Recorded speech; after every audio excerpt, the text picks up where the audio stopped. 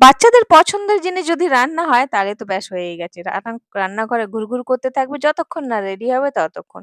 তো আমি এখানে অন্যভাবে একটু ম্যাগি রান্না করছিলাম। ম্যাগিটাকে একটু জলে ফুটিয়ে নিলাম। আর ২ মিনিটের জন্য ফুটিয়ে এটাকে জল ছেঁকে বাইর করে নিলাম। আর ঠান্ডা জল ওপর থেকে দিয়ে একটু তেল মাখিয়ে রেখে দিলাম। কিছু পছন্দের সবজি আমি কেটে নিলাম। বাচ্চারা যেহেতু সবজি খায় না, এভাবে সবজি তাদের খাওয়ানো যায়। সবজিগুলোকে কেটে একটু ডিমও নিয়ে নিয়েছিলাম।